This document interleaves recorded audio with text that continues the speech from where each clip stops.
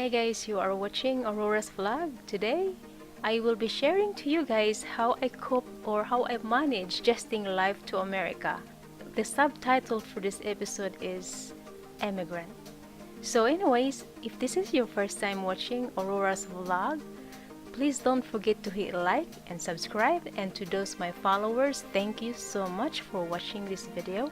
I really appreciate that you are sticking around and listen to my story.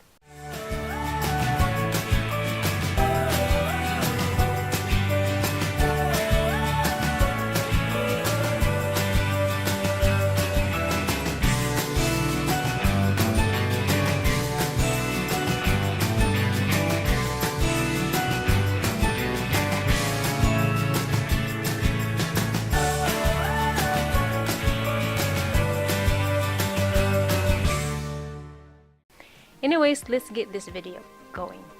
So I was born and raised in the Philippines, where I spent all my early years living until my early 20s.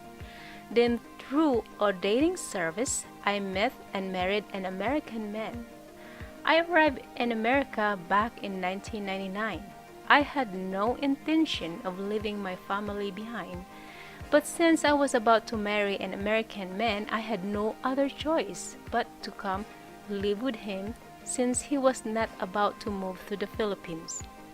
Leaving my homeland and my beloved family behind has been hard for me to bear, even though living here in America with my ex-husband would eventually make my life a lot easier. I remember my very first week here in America, people would stare at me. They made me feel like I don't belong in their small community. At one point in time, I was walking around the strip shopping mall in a little town somewhere back in East, where my new hometown was. Although some people were very friendly, I felt some discrimination against those of darker colored skin. I asked a good friend of mine, why do I see some people looking at me, staring like I was not supposed to be in their own little world? She said, they don't like to see local men married to women of different colors. Now, my troubled mind was clear about why these people stared at me intensely. To them, I was brown-skinned, Asian, and that difference caused me to stick out. I often felt so lonely because I had no other friend other than my ex-husband. He was always away to work and left me alone at home. I had few friends in the area from the Philippines that lived nearby, but I didn't see them often because they were always working during days. Back in the Philippines, I was a breadwinner. In fact, I was always off to work 7 days a week. In my new American life, it seems I've never had to work. I was just left at home. I was used to working and keeping busy, but my ex-husband would not let me. Adjustment in America was very hard for me. In the Philippines, it's always sunny, and of course there are some storm season, but back east part of the year was cold, wet, and rainy. Also, I find it difficult to eat hamburgers and fries, which is the norm of Americans. I would probably eat it if I had no other choice. I grew up eating rice 3 times a day, and believe it or not, as this is also norm for people of the Philippines. Vegetables and seafood was a big thing to me.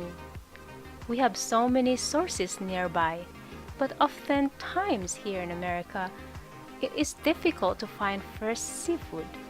While I had to make a lot of new adjustments to life in America, speaking proper American accent was my biggest hurdle.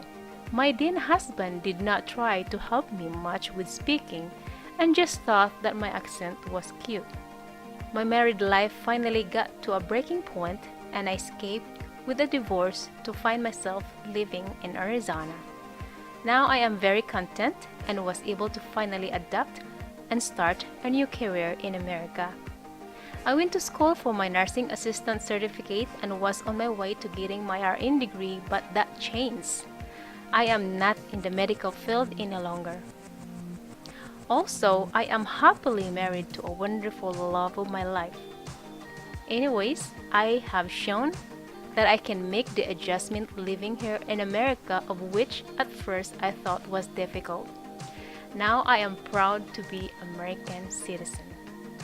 Thank you for watching, guys. I hope you like this story, and if you do, please don't forget to hit like and subscribe, and please share this to your family and friends, and I will see you on my next video. Bye bye.